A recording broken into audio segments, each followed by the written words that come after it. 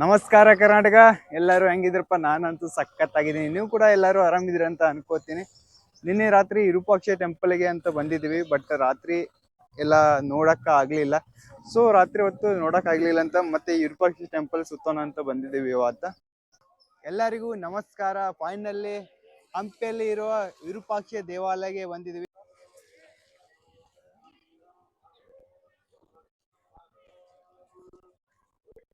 ಗುರು ಲಕ್ಷ್ಮಿ ನೋಡಕಂತ ಬಂದಿದ್ದೀವಿ. ಇಲ್ಲಿ ಇದ್ದಾಳೆ ನೋಡಿ ಲಕ್ಷ್ಮಿ. ಲಕ್ಷ್ಮಿ ಅಂದ್ರೆ ಆನೆ ಗುರು.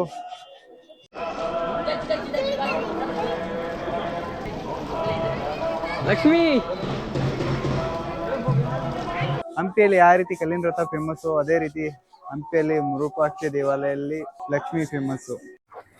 ನೀರಂತೂ ಸಿಕ್ಕಾಪಟ್ಟಿ ಬಂದಿದೆ ಗುರು ತುಂಗಭದ್ರಾ ನದಿಗೆ.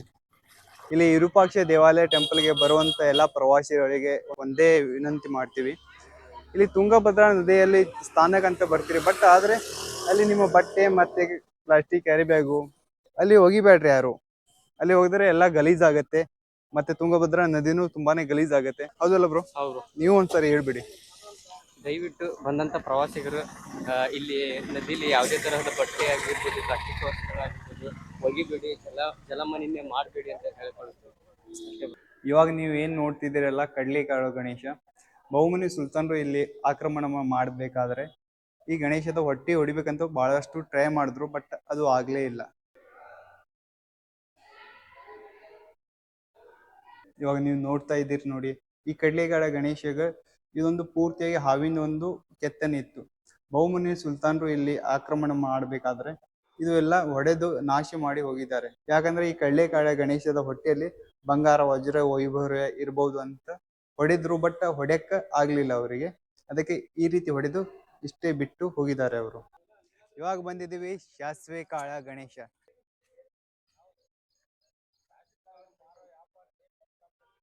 ಈ ಕಡೆ ಒಂದು ವ್ಯೂ ಪಾಯಿಂಟ್ ಸಿಗತ್ತೆ ನಮಗೆ. ಆ ವ್ಯೂ ಪಾಯಿಂಟ್ ಯಾವ ರೀತಿ ಇರುತ್ತೆ ಅಂತ ನೋಡೋಣ. ವಿರೂಪಾಕ್ಷ ದೇವಸ್ಥಾನ, ಕಡ್ಲೆಕಾಳ ಗಣೇಶ, ಅದು ಪೂರ್ತಿಯಾಗಿ ಒಂದು ವ್ಯೂ ಪಾಯಿಂಟ್ ಸಿಗತ್ತೆ. ಅದೇ ಒಂದು ವ್ಯೂ ಪಾಯಿಂಟ್ ನೋಡಕ್ಕೆ ಅಂತ ಇವಾಗ ಹೊಂಟಿದೀವಿ. ಫೈನಲಿ ಬೆಟ್ಟ ಹತ್ಕೊಂಡು ಮೇಲ್ಗಡೆ ಬಂದಿದ್ವಿ. ಇಲ್ಲಿ ಒಂದು ಸನ್ಸೆಟ್ ಪಾಯಿಂಟ್ ಇದೆ. ಇಲ್ಲಿಂದ ಯಾವ ರೀತಿ ವ್ಯೂ ಕಾಣುತ್ತೆ ಅಂತ ನೋಡಿದ್ರು.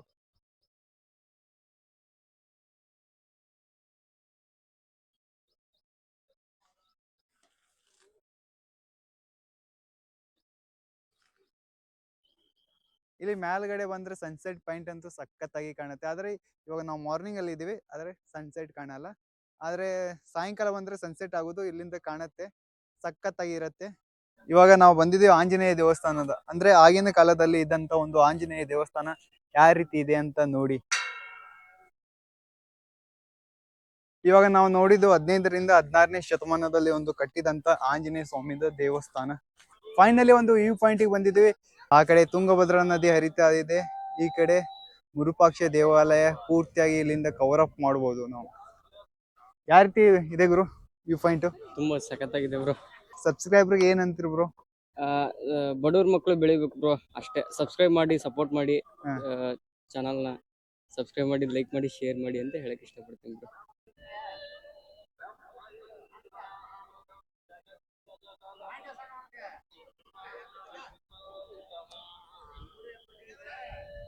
ಬ್ರೋ ನಿನ್ನೆ ಹಂಪಿ ಪೂರ್ತಿ ಕವರ್ ಮಾಡಿದ್ದಾರೆ ಅಂದ್ರೂ ಇವತ್ತು ಜಸ್ಟ್ ನಮಗೋಸ್ಕರ ಅಂತ ಸ್ಟೇ ಮಾಡಿದ್ದಾರೆ.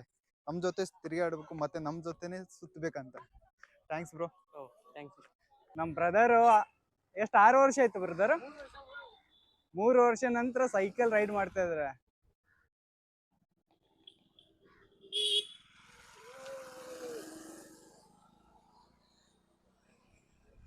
ಸೈಕಲ್ ಮೇಲೆ ಟ್ರಾವೆಲಿಂಗ್ ಮಾಡೋದಂದ್ರೆ ಯಾವ ರೀತಿ ಆಗುತ್ತೆ? ಬಿಜಾಪುರ ಬ್ರೋ.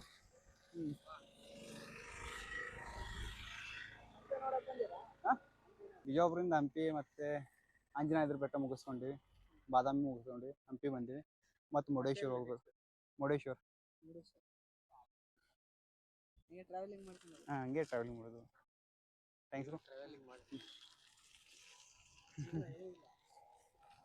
ಎಲ್ಲಾರು ನಮ್ ರಥ ನೋಡೋಣ, ಎಲ್ಲಾರು ತರ್ಪ್ ಕೇಳ್ತಾರೆ.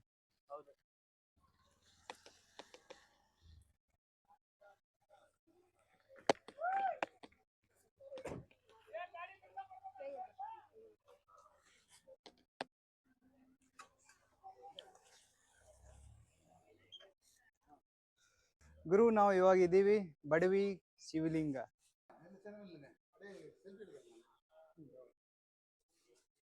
ಗುರು ಈ ಬಡವಿ ಶಿವಲಿಂಗ ಒಬ್ಬ ಬಡ ಹೆಣ್ಣು ಮಗಳು ಅವರ ಒಂದು ಹರಿಕೆ ತೀರದಾದ ನಂತರ ಕಟ್ಟಿಸಿದಂತ ಒಂದು ಬಡವಿ ಶಿವಲಿಂಗ. 16-15ನೇ ಶತಮಾನದಲ್ಲಿ ಒಬ್ಬ ಬಡ ಹೆಣ್ಣು ಮಗಳು ಕಟ್ಟಿಸಿದಂತ ಒಂದು ಶಿವಲಿಂಗ ಈ ಪರಿ ಇದೆ ಅಂದ್ರೆ ಗುರು, ಆಗ ಬಡವರು ಯಾವ ಪರಿ ಶ್ರೀಮಂತರು ಇರ್ಬೋದು ಅಂತ ನೀವು ಯೋಚನೆ ಮಾಡ್ಬೋದು. ಅದು ಇಲ್ಲ ಗುರು? ಹೌದು ಬ್ರೋ. ಬಡವಿ ಶಿವಲಿಂಗದ ಪಕ್ಕದಲ್ಲೇ ಇದೆ ಲಕ್ಷ್ಮೀ ನರಸಿಂಹದ ವಿಗ್ರಹ.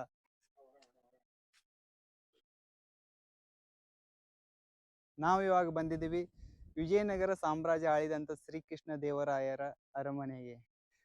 ಇಲ್ಲಿ ಸುಮಾರು ಜನರಿಗೆ ಗೊತ್ತಿಲ್ಲ ಶ್ರೀಕೃಷ್ಣ ದೇವರಾಯರು ಕೇವಲ 20 ವರ್ಷ ಆಳಿದ್ದಾರೆ ಅಂತ. ಆದ್ರೆ ಆಳಿದಂತ 20 ವರ್ಷದಲ್ಲಿ ಮುಂದೆ ಬಂದಂತ ರಾಜರು ಹಿಂದೆ ಬಂದಂತ ರಾಜರು ಎಲ್ಲರಿಗೂ ಮಾದರಿಯಾಗಿ ಬದುಕಿದಂತ ಶ್ರೀಕೃಷ್ಣ ದೇವರಾಯರ ಅರಮನೆ. ಈಗ ನೀವು ನೋಡ್ತಾ ಇದ್ದೀರಿ ಶ್ರೀಕೃಷ್ಣ ದೇವರಾಯರ ಅರಮನೆ. ಇವಾಗ ನಾವು ನೋಡ್ತಾ ಇದ್ದೀವಿ ವಿಜಯನಗರ ಸಾಮ್ರಾಜ್ಯದ ಅರಮನೆ. ಬಹುಮನಿ ಸುಲ್ತಾನರು ತಾಳಿಕೋಟೆ ಯುದ್ಧದಲ್ಲಿ ಧ್ವಂಸ ಮಾಡಿದಂತ ಅರಮನೆ. ಇವಾಗ ನಾವು ನೋಡ್ತಾ ಇದ್ದೀವಿ ಕೃಷ್ಣ ದೇವರಾಯರು ತಮ್ಮ ರಾಜ್ಯಭಾರ ನಡೆಸಬೇಕಾದ್ರೆ ಮಂತ್ರಿಗಳ ಜೊತೆ ಗುಪ್ತವಾಗಿ ವಿಚಾರಣೆ ಮಾಡ್ಬೇಕಲ್ಲ, ಆ ಗುಪ್ತ ಕೋಣೆ ನೀವು ನೋಡ್ತಾ ಇದ್ದೀರಿ.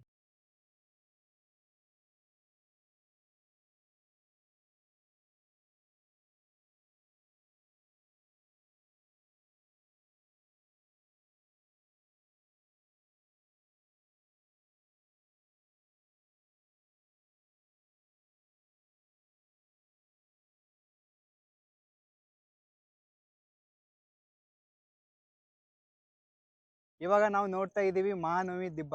ಇದೇ ಒಂದು ಮಹಾನವಮಿ ದಿಬ್ಬದ ಮೇಲ್ಗಡೆ ಶ್ರೀಕೃಷ್ಣ ದೇವರಾಯ ಮತ್ತೆ ಅವರ ಮಡದಿ ಕೂತ್ಕೊಂಡು ಇಲ್ಲಿ ಸಂಸ್ಕೃತಿ ಕಾರ್ಯಕ್ರಮ ಎಲ್ಲ ನೋಡ್ತಾ ಇದ್ರು. ಇದೇ ಒಂದು ಮಹಾನವಮಿ ದಿಬ್ಬದ ಮೇಲೆ ಶ್ರೀಕೃಷ್ಣ ದೇವರಾಯ ಮತ್ತೆ ಅವರು ಮಡದಿ ಕೂತುಕೊಂಡು ಇಲ್ಲಿ ಸಂಸ್ಕೃತಿ ಕಾರ್ಯಕ್ರಮ ಎಲ್ಲ ಎಂಜಾಯ್ಮೆಂಟ್ ಮಾಡ್ತಿದ್ರು. ಇವಾಗ ನಾವು ನೋಡ್ತಾ ಇದ್ದೀವಿ ಮಹಾನವಮಿ ದಿಬ್ಬ. ಇದೇ ಒಂದು ದಿಬ್ಬದಲ್ಲಿ ಶ್ರೀಕೃಷ್ಣ ದೇವರಾಯರು ಮತ್ತೆ ಅವರ ಮಡದಿ ಜೊತೆ ಕೂತುಕೊಂಡು ಇಲ್ಲಿ ನಡೀತಾ ಅಂತ ಎಲ್ಲ ಸಂಸ್ಕೃತಿ ಕಾರ್ಯಕ್ರಮವನ್ನು ಎಂಜಾಯ್ಮೆಂಟ್ ಮಾಡ್ತಾ ಇದ್ರು. ಇವಾಗ ನಾವು ನೋಡ್ತಾ ಇದ್ದೀವಿ ಹಂಪಿಯಲ್ಲಿ ಇರುವ ನೆಲದಾಡಿ ಶಿವಲಿಂಗ.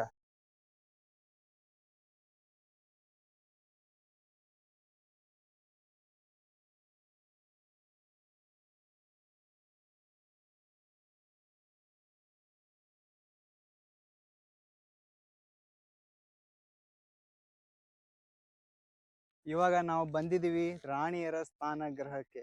ರಾಣಿಯರ ಸ್ನಾನಗೃಹ ಯಾವ ರೀತಿ ಇದೆ ಅಂತ ನೋಡೋಣ ಬನ್ನಿ.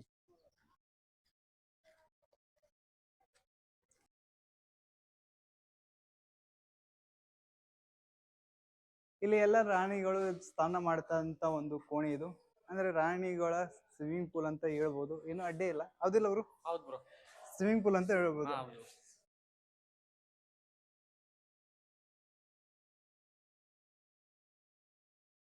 ಓಹೋ, ಬಂದ್ವಿ ನಮ್ ರಥ ತಗೊಂಡು ಹಂಪಿಯ ಕಲ್ಲಿನ ರಥ ನೋಡಕ್ಕೆ ಬಂದೇ ಬಿಟ್ವಿ. ಇಲ್ಲಿ ನೋಡಿ ಗುರು.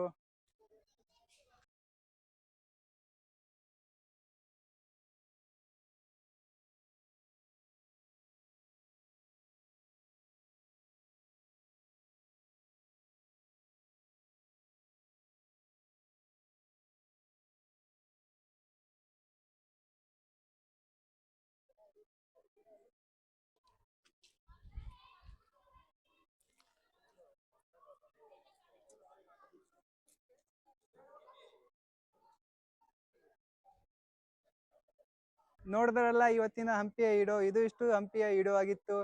ವಿಡಿಯೋ ಇಷ್ಟ ಆದ್ರೆ ಲೈಕ್ ಮಾಡಿ, ಕಮೆಂಟ್ ಮಾಡಿ, ಶೇರ್ ಮಾಡಿ, ಚಾನಲ್ ಸಬ್ಸ್ಕ್ರೈಬ್ ಮಾಡ್ಕೊಳ್ಳಿ. ಮತ್ತೆ ಮುಂದಿನ ವಿಡಿಯೋದಲ್ಲಿ ಸಿಗೋಣ. ನಗ್ತಾ ಇರಿ, ನಗಸ್ತಾ ಇರಿ. ಜೈ ಕರ್ನಾಟಕ.